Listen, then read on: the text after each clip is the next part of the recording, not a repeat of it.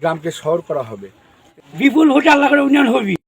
করছে না তা তাহলে সবাই বলো, সবাই বলো সামনে কারা, যাচ্ছে কারা, হাট ধোবা, গ্রাম ধোবা, শশীনগর, ওস্তবপুর, কোদারপাড়া, মরিনাগে, মারিয়াতে, তিথিলায়, সব জায়গায়, সব জায়গায়। আরে বাবা পিছে এক তালে সামনে কারা, যাচ্ছে কারা। এই মুহূর্তে যেখান থেকে আমাদের সাথে যুক্ত হলেন সবাইকে নির্বাচনের মাঠ থেকে আমি আজকে জানানোর চেষ্টা করব। সঙ্গে আছে আমি নজরুল ইসলাম দয়া। আমার সঙ্গে এখন আপনাদের সামনে আছে নন্দীগ্রাম উপজেলার ৩ নং ভাটরা ইউনিয়নের আওয়ামী লীগ মনোনীত নৌকার প্রার্থী, গত 2 বারের ইউপি চেয়ারম্যান মোরশেদুল বারী। আমরা তার কাছে জানতে চাইব তিনি কেমন উন্নয়ন করেছেন, কেমন প্রতিশ্রুতি বাস্তবায়ন করেছেন এবং তিনি যে নির্বাচনের মাঠে আছে আগামীতে তিনি ভোটারদের কাছে কি প্রত্যাশা করছেন। আপনি যে 3 নম্বর ভাটরা ইউনিয়নের গত 2 বারের চেয়ারম্যান, মানুষ আপনাকে সুযোগ দিয়েছে, এখনো মানুষ আপনাদের সঙ্গে আছে আমরা যেমনটি দেখছি। নির্বাচনের মাঠে আপনি ভোটারদের মাঝে কেমন উৎসাহ দেখছেন, আপনার দলীয় নেতাকর্মীদের মাঝে কেমন উৎসাহ দেখছেন এবং আপনি নির্বাচনী প্রতিশ্রুতি হিসেবে জনগণকে দিচ্ছেন?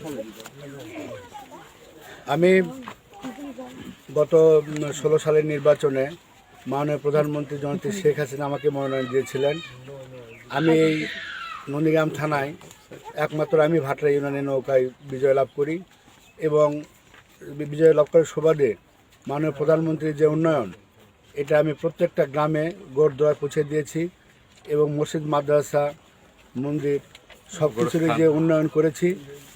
এতে করে আমি আশাবাদী যে আল্লাহর রহমতে এবারে যে দ্বিতীয়বারের মতো আমাকে মনোনয়ন দিয়েছেন মাননীয় প্রধানমন্ত্রী, তাতে করে আমি মাননীয় প্রধানমন্ত্রীর কাছে কৃতজ্ঞতা প্রকাশ করছি এবং সেই সাথে বলছি যে আমি যে উন্নয়ন করেছি ভাটরা ইউনিয়নকে যে ডিজিটাল ইউনিয়ন হিসেবে বা মডেল ইউনিয়ন হিসেবে রূপান্তরিত করেছি এবং উন্নয়নের যে জোয়ার এটা ধারাবাহিকতা রক্ষা করার জন্য অবশ্যই মাননীয় প্রধানমন্ত্রী অবশ্যই জনগণ আমাকে বিপুল ভোটের ব্যবধানে আমাকে নির্বাচিত করবেন এবং আমি জয়যুক্ত হবে ইনশাল্লাহ। এইটুকু বলছি। আপনি যে জনগণের কাছে যাচ্ছেন, জনগণ তাদের কোনো চাওয়া পাওয়ার বিষয়ে আপনাকে জানাচ্ছে কিনা? হ্যাঁ, জানাচ্ছে। কারণ আমাদের তো ইউনিয়ন পরিষদের আমাদের বাজেট তো খুব কম, আর আমাদের এলাকাটা অনেক বড়, 56টা গ্রাম, বিশাল এলাকা। তো একসঙ্গে তো সব কাজ করা সম্ভব নয় বাজেট অনুপাতে।